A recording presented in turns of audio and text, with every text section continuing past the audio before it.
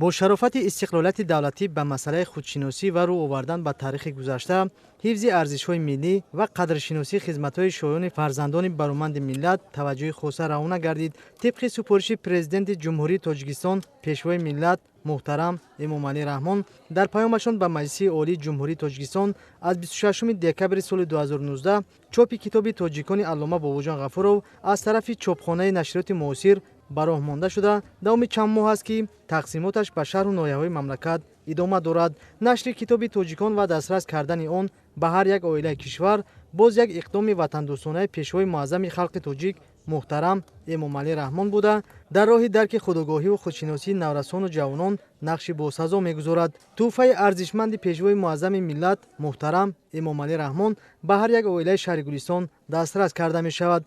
نماینده حکومت جمهوری تاجیکستان ضمن تقدیم کتاب تاجیکان به سابقه‌داران مهنت اظهار داشت که این شاهسر تاریخ پرغناوت ما را چون آینه در خود تجسم می نماید.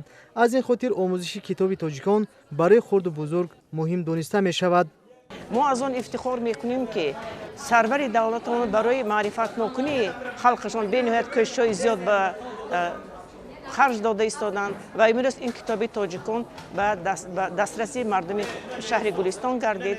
زیاد از 11,500 دانه کتاب به شهر دسترس گردید که به هر یک خواجگی شهر دسترس کرده می شود و ما سابقه داران کوشش میکنیم که آموزش آن را در بین نسل کلانسال هم به جا بیاریم. بغیر از آن که در مکتب‌ها ما واخوری میگذاریم، باید این کتاب ما واخوری ها میگذاریم و درباره تاریخ خلق تاجیک از این کتاب گفته میگذاریم. باز دیگر کارهای تشویقاتی ترغیباتی برای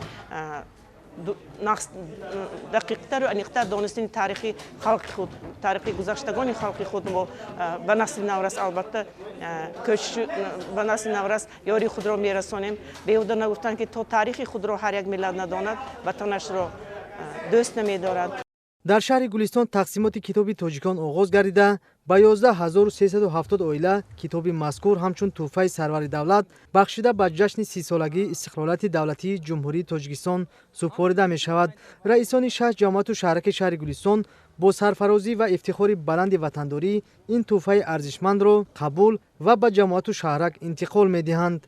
از طرف پیشوای معظم ملت ما من به جماعت شهری که ادرسان 3062 دانه کتاب هدیه شده ایستاده است.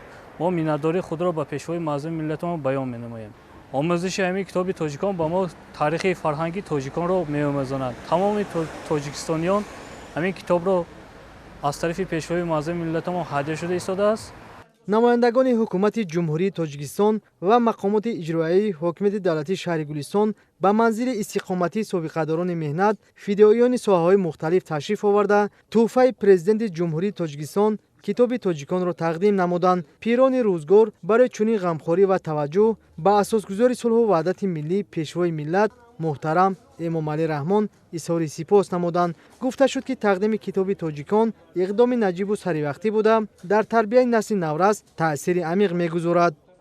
خوشبختانه در عرفه 30 سالگی استقلالات دولتی جمهوری تاجیکستان این کتاب شاهسری علامه باباجان غفورov مثلا در هر یک عائله در قسم زیاد کشور رو تقدیم کرده شده. خوشبختانه امروز در شهر گلستان این کتاب که مثلا قرار آمده است، مثلا اطمینان داریم که مثلا هر یک ساکن شهر گلستان این کتاب را خوب استقبال نموده، مطالعه نموده، بار دیگر از تاریخ خود، از فرهنگ خود، از اصل خود، از هویت خود، از نیاگان خود آگاه می‌گردند و آن کار و پیکار آن قهرمانی که خلق تاجیک در طول تاریخ کرده است ادامه میدهم. واقعا هم وقتی که با کتابی تاجیکان علامه باباجان غفورov را مطالعه میکنه رو می‌آوری تمام دوره‌های تاریخی دولتداری تاجیکان در این کتاب انعکاس یافته است. کتاب تاجیکان که از مقدمه و 6 فصل عبارت است از آغاز تاریخ جامعه ابتدایی تا همراهشوی تاجیکان با روسیه را با سند و مدرک‌های مهم تاریخی فرا می‌گیرد. خود اکادمیک باباجان غفورov در مورد این کتاب میگویند که تنها مطالعه نمودن سرچشمه‌های کتاب برای آگاهی پیدا نمودن از تاریخ خلق تاجیک اهمیت زیاد دارد.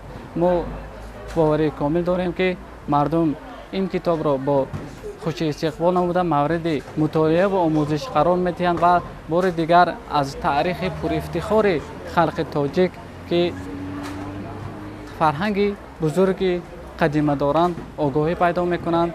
китоби Тоҷикон асари мондагор ва пурарзиш буда, бо иқдоми пешвои миллат муҳтарам Эмомалӣ Раҳмон ба ҳар як оилаи кишвар дастрас мегардад. гузориши Субҳиддини Шобиддин, Хайрулло Хоҷаев ва Салимҷон Шамсиев аз шаҳри Гулистон.